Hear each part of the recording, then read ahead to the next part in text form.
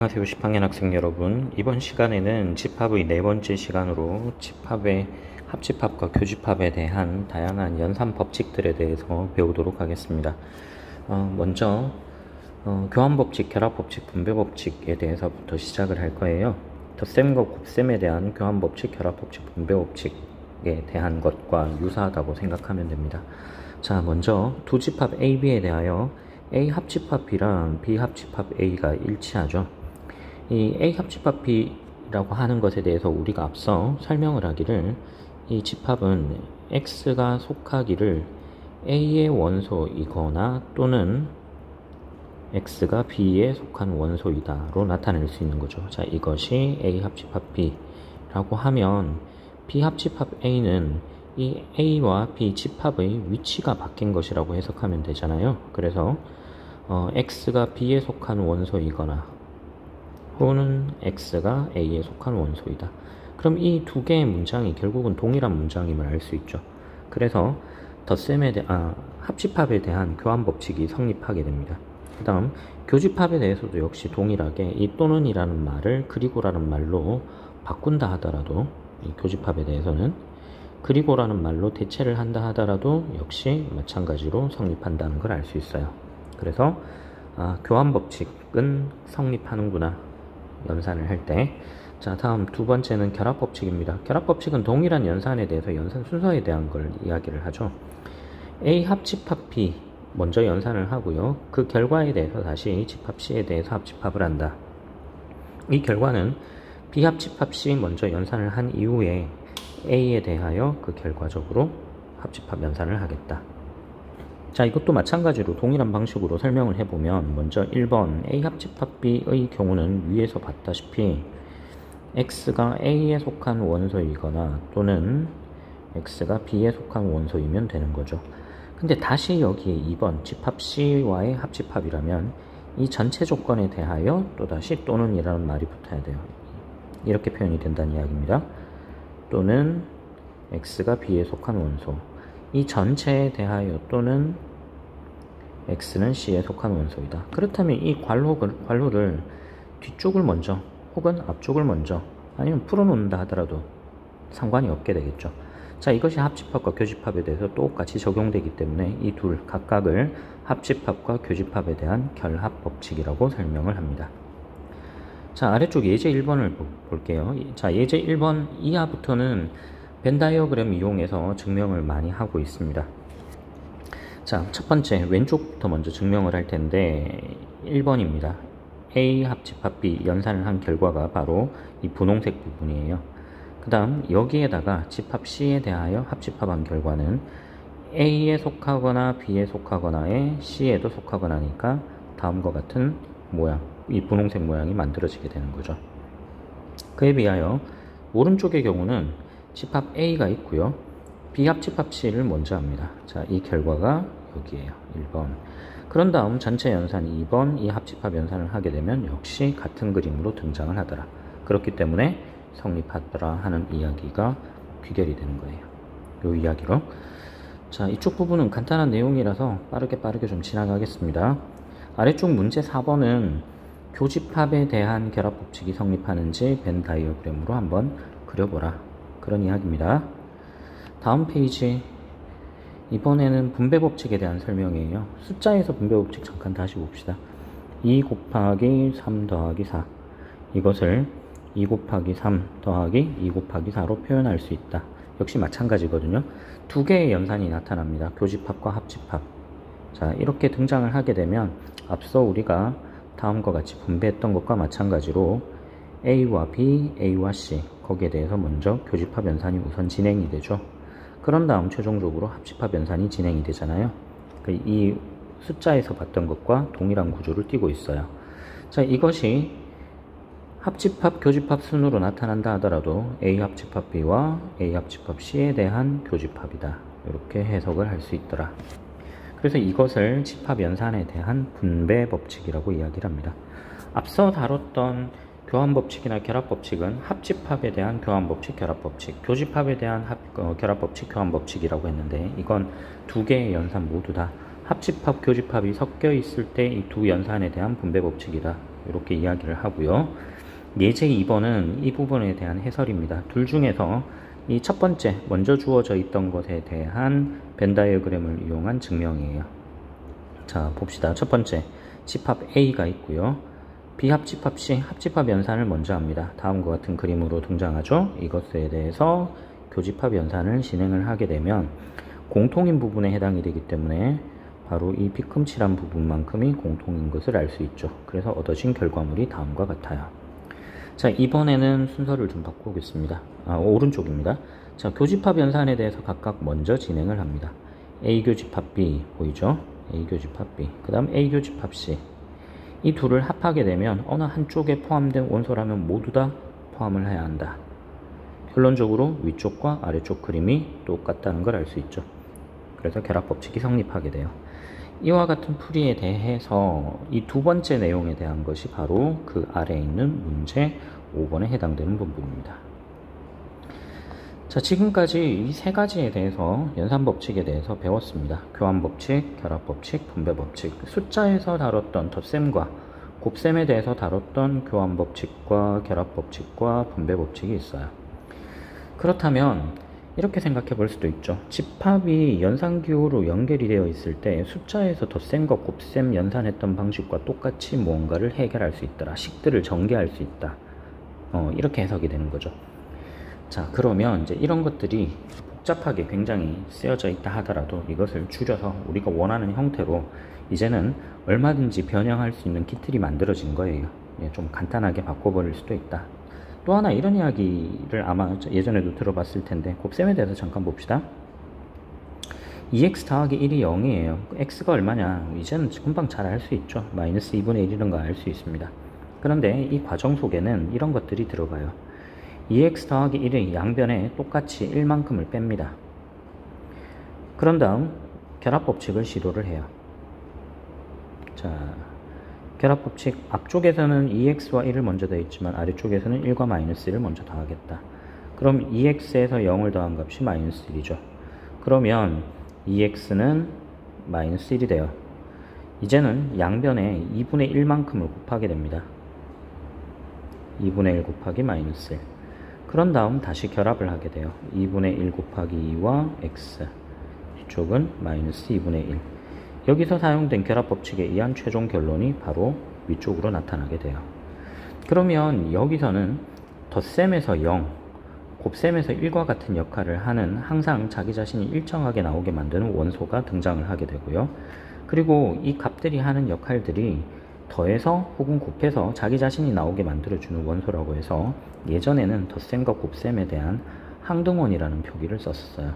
요즘은 지금 여러분들은 아마 못 들어봤을 겁니다. 그리고 또 하나 숫자 1에 대해서는 덧셈에 대해서 1에 대해서는 마이너스 1, 곱셈에 대해서는 a에 대하여 a분의 1이 하는 역할, 더해서 항등원이 되는 것, 곱해서 항등원이 되는 것, 이걸 각각 1과 a에 대한 역원이라는 표현을 쓰게 되거든요. 우리가 역수라는 것 마찬가지고요. 이 항등원과 역원, 그리고 기본적으로 결합법칙이 성립하게 되면 다음과 같은 1차 형태의 방정식 문제를 풀 수 있습니다. 이것이 이런 조건들만 맞춰질 수 있다면 어떤 종류의 구조의 숫자라든가 문자가 등장한다 하더라도, 집합이라 하더라도 연산을 할 수 있음을 의미해요. 집합도 유사한 체계로 만들어갈 수 있음을 의미합니다. 자, 이런 것들 때문에 이 교환법칙, 결합법칙, 분배법칙 등등에 대해서 우리가 체크를 하는 거거든요. 자, 다음 페이지 보겠습니다. 자, 이번에는 여집합과 차집합에 대해서 배우겠습니다.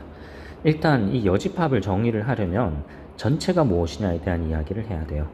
우리가 생각하는 기본적인 전제 있죠. 우리가 문자 x라고 하면 이 x는 실수 범위에서 생각한다. 일반적으로 이야기를 하잖아요. 그것처럼 우리가 집합에 대해서 다룰 때 집합에 속한 원소들이 있는 기본적인 베이스가 되는 공간을 바로 U라고 표현을 합니다. 여기 보다시피 전체를 의미하죠. 자, 전체 집합을 앞으로 U로 표기를 하겠다. 다음, 그러면 여집합은 뭐냐? 이 여자는 나머지예요.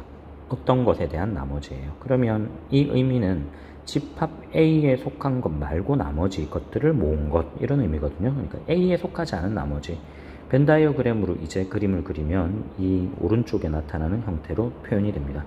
전체가 있고 전체 중에 A라는 일부가 있는데 A에 속하지 않은 나머지, 바로 이 전체 중에서 A에 속하지 않는 나머지 이 바깥쪽을 의미합니다.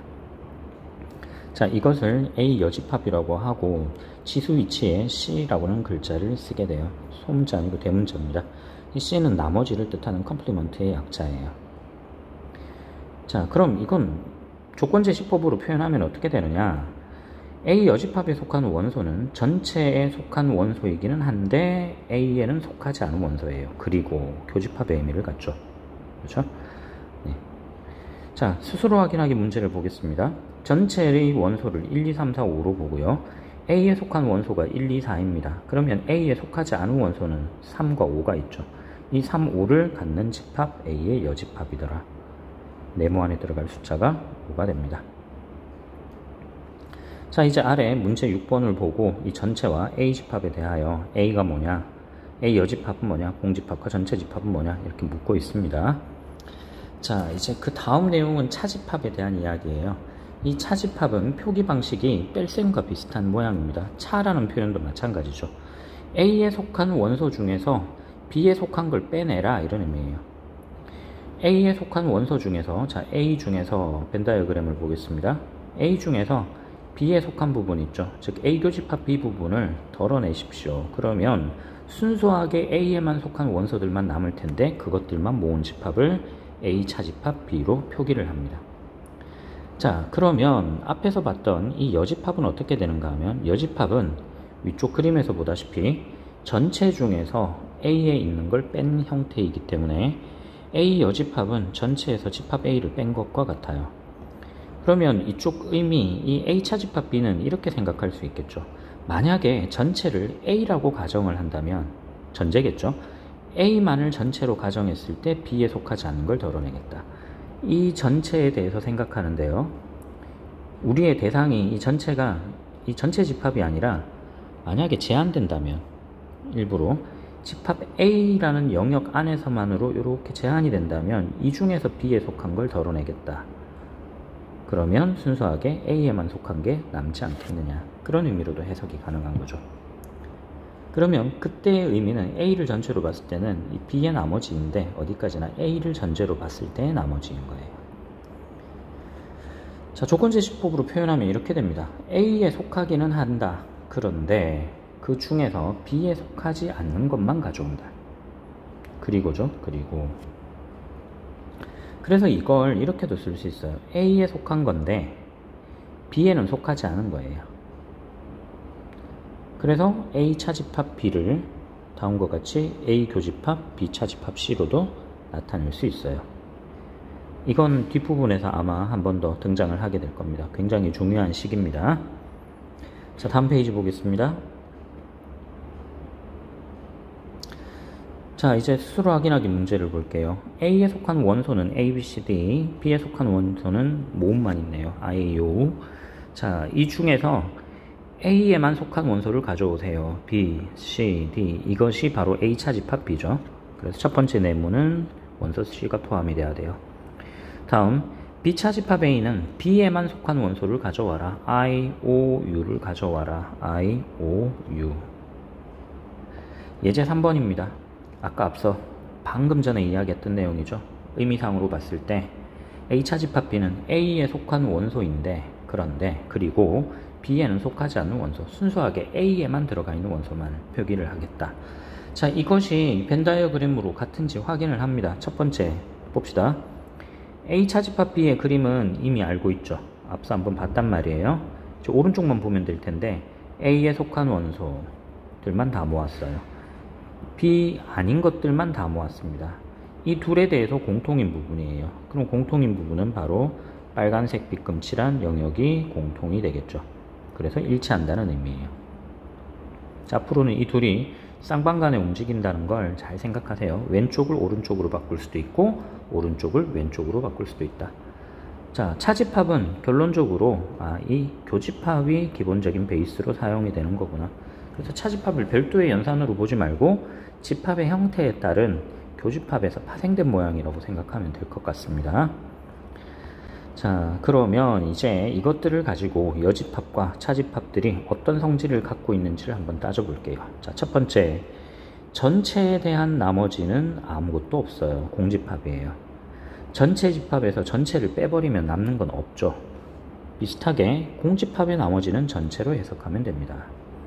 다음 두 번째, 여집합의 여집합은 자기 자신과 같아요. 나머지의 나머지예요. 우리가 앞서 A 여집합의 경우는 전체에서 A를 뺀 것이라고 했잖아요. 그러면 여집합의 여집합은 어떻게 되느냐? 전체에서 A 나머지를 뺀 거예요. 그럼 벤 다이어그램으로 보면 전체가 있고 A가 있는데 전체에서 A 나머지, 이 빗금칠한 부분을 덜어내버리고 나면 결국은 남는 부분은 A에 속한 것들만 남게 되겠죠. 그래서 일치하게 되는 거더라. 3번은 금방 체크했습니다. 확인했고요. A와 A의 나머지를 합하면 전체가 돼요. A와 A 나머지를 합합니다. 이거 완전히 그냥 분리되어 있는 상태죠. 예, 분리, 칼로 깨끗하게 잘라낸 것과 같은 형태예요. 그 다음 A와 A 아닌 것들, A에 속한 것, 그리고 A에 동시에 속하지 않은 것은 없잖아요. 공집합이에요. 그래서 보통 이런 걸 완전히 분리됐다는 의미로 separate라는 표현을 씁니다. 자, 5번은 그림으로 잠깐만 확인해 보면 될 것 같아요. 전체가 있고 A가 있고 B가 있는데 A가 B에 쏙 포함이 되는 상태예요. 이렇게 생긴 그림이더라. 그러면 B의 나머지는 파란 색깔입니다. B의 나머지는 어떻게 되느냐? A의 나머지와 포함관계를 살펴봤을 때 A의 나머지 영역 안에 쏙 포함이 되죠. 들어가 버리게 되죠. 그래서 이 각각 집합 A와 B에 대해서 여집합 기호를 붙이게 되면 포함관계가 반대로 뒤집어지게 돼요. 자, 이렇게 5가지를 여집합과 차집합의 성질이라고 합니다. 성질은 기본적으로 정의에서부터 파생돼서 나오는 기초적인 것들이에요. 물론 수학에서 많이 사용하는 그런 것을 의미를 합니다. 자, 이제 최종적으로 마지막 하나만 더 중요한 것 하고 넘어갈 거예요. 드 모르간 법칙이에요. 이 사람이 이름을 보니까 여기 아래 보이는 이 사람인데, 예, 이름을 보기에도 잘라서 읽는다 알 수 있죠. 자, 이 사람은 현대 논리학의 기초를 다지는데 굉장히 큰 공헌을 합니다. 드 모르간 법칙은 뭐냐? 요 둘 사이의 관계, 물론 요것 말고 교집합일 때도 있긴 있어요. A 합집합 B의 나머지는 뭐냐? A 합집합 B 나머지, 이건 그림으로 쉽게 볼 수 있죠. 그런데 A 여집합과 B 여집합의 교집합과는 어떤 관계가 있을까? A 여집합 그림이에요. 그리고 B 여집합 그림이에요. 이 둘에 대해서 동시에 속한 부분을 따져봅시다. 그럼 동시에 속한 부분은 A에도 B에도 속하지 않은 이 바깥 테두리에 해당되는 부분이 되겠죠. 자, 이 부분이 둘의 동시에 속한 영역이 됩니다. 결론적으로 일치한다는 뜻이에요. 일치하더라. A 합집합 B의 여집합을, 이 여집합을 분배하듯이 이렇게 나누게 되면 이때는 합집합이 교집합 기호로 뒤바뀐다, 그런 의미가 되는 거예요. 자, 이것 이외에 아까 교집합에 대한 것도 있죠. 그럼 교집합은 어떻게 되느냐? 분배하는 것처럼 쓰이게 되면 A 여집합과 B 여집합에 대해서 교집합은 합집합으로 바뀌게 돼요. 합집합은 교집합으로, 교집합은 합집합으로 뒤바뀌게 된다. 이걸 우리가 드 모르간 법칙이라고 이름을 붙입니다. 이 드 모르간 법칙이 사용되는 경우도 굉장히 많아요. 자, 지금처럼 집합이 A, B 두 개만 있는 경우에도 쓰이겠지만, 여러분들도 뭐 수식 사용해 보면 알겠지만, 뭐 문자가 한두 개 있는 경우도 있겠죠. 차수가 하나, 뭐 1차, 2차 있는 경우도 있을 텐데, 항이 한두 개 있는 것 말고 항이 여러 개 있듯이 집합도 여러 개의 집합이 주어지면 그때는 모양이 어떻게 되느냐, 이런 걸 생각해 볼 수 있다는 뜻입니다. 문제 10번을 풀기 전에 그 비슷한 예를 하나 그러면 한번 봅시다. A 합집합 B 합집합 C의 여집합은 그러면 어떻게 될까요? 결합법칙 성립하니까 A 합집합 B를 이걸 D라고 한번 해봐요. 그럼 우리가 알고 있기를 D의 여집합, 합집합은 교집합으로 바뀌어야 되죠. 그러고 난 다음 D를 다시 A 합집합 B의 여집합으로 씁니다. 그러면 이번에는 A 합집합 B의 여집합은 A 여집합과 B 여집합의 교집합으로 바뀌게 되죠. 자, 둘 다 교집합 기호로 연결이 되어 있기 때문에 그렇다면 이건 결합법칙이 성립할 테니 풀어버려도 상관은 없겠다. 그럼 3개짜리도 이렇게 되는 거죠. A와 B와 C 각각에 대한 여집합. 합집합은 교집합으로 뒤바뀐다. 그럼 개수가 아무리 늘어도 마찬가지 형태가 될 것이다. 이건 유추할 수 있는 내용이 될 겁니다. 자, 이번 시간은 문제 10번이 있는 173페이지까지 해결을 했고요. 다음 시간은 아마 김효준 선생님하고 이 중단원 학습 점검 문제 진행하는 절차로 갈 거예요. 자, 이것 끝나고 시간이 더 지나서 이제는 새로운 단원으로 건너가게 됩니다. 다음 시간에는 명제에 대해서 배우는 시간을 갖도록 하겠습니다. 지금까지 수업 듣느라 수고 많았습니다. 다음 시간에 봅시다.